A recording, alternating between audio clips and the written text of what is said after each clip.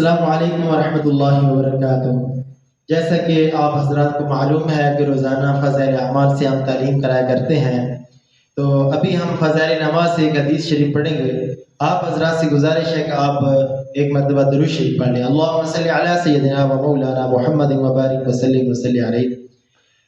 حضرت ابو ہریرہ رضی اللہ تعالی عنہ نبی اکرم صلی اللہ علیہ وآلہ وسلم سے نقل کرتے ہیں کہ آپ صلی اللہ علیہ وآلہ وسلم نے ایک مرتبہ ارشاد فرمایا، بتاؤ اگر کسی شخص کے دروازے پر ایک نہر جاری ہو جس میں وہ 5 مرتبہ روزانہ غسل کرتا ہو، کیا اس کے بدن پر کچھ میل کچیل باقی رہے گا؟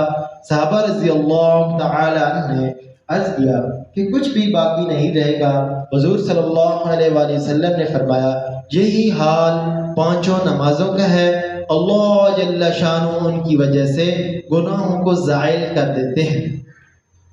حضرت جابر رضی اللہ تعالی عنہ نبی اکرم صلی اللہ علیہ وآلہ وسلم کا ارشاد نقل فرماتے ہیں کہ 5 نمازوں کی مثال ایسی ہے کہ کسی کے دروازے پر ایک نہر ہو جس کا پانی جاری ہو اور بہت گہرا ہو، اس میں روزانہ 5 دفعہ غسل کرے۔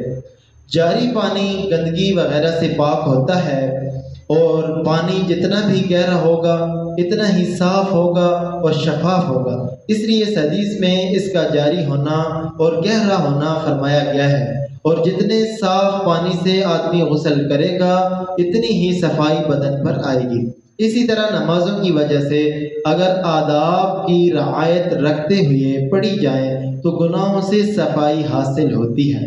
جس قسم کا مضمون ان 2 حدیثوں میں ارشاد ہوا ہے، اس قسم کا مضمون کئی حدیثوں میں مختلف صحابہ رضی اللہ تعالی عنہ مختلف الفاظ میں نقل کیا گیا ہے۔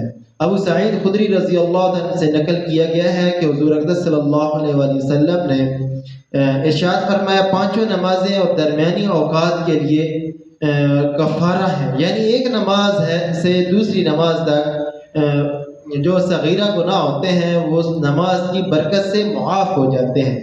اس کے بعد حضور صلی اللہ علیہ وسلم نے ارشاد فرمایا، مثلا ایک شخص کا کوئی کارخانہ ہے جس میں وہ کچھ کاروبار کرتا ہے، جس کی وجہ سے اس کے بدن پر کچھ گرد و غبار میل کچیل لگ جاتا ہے، اور اس کے کارخانے اور مکان کے درمیان میں 5 نہریں ہیں۔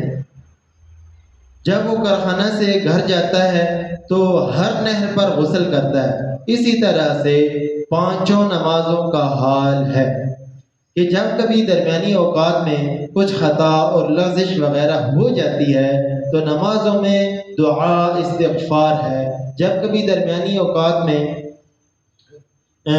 استغفار ہے کرنے سے اللہ جل شانہ بالکل اس کو معاف فرما دیتے ہیں۔ نبی کریم صلی اللہ علیہ وسلم کا مقصود اس قسم کی مثالوں سے اس امر کا سمجھا دینا ہے۔ اللہ جل شانہ نے نماز کو گناہوں کی معافی میں بہت قوی تاثیر عطا فرمائی ہے، کیونکہ مثال سے بات ذرا اچھی طرح سمجھ آ جاتی ہے، اس لیے مختلف مثالوں سے حضور صلی اللہ علیہ وآلہ وسلم نے اس مضمون کو واضح فرمایا ہے۔ اللہ جل شانہ سے دعا ہے کہ اللہ رب العزت ہمیں 5 وقت کی نماز جو ہے نا جماعت کے ساتھ ادا کرنے کی توفیق عطا فرمائے۔ اللہ رب العزت آپ کا دیکھنا سننا قبول فرمائے اور ہمیں اللہ رب العزت سننے سے زیادہ عمل کرنے کی توفیق عطا فرمائے۔ جزاک اللہ۔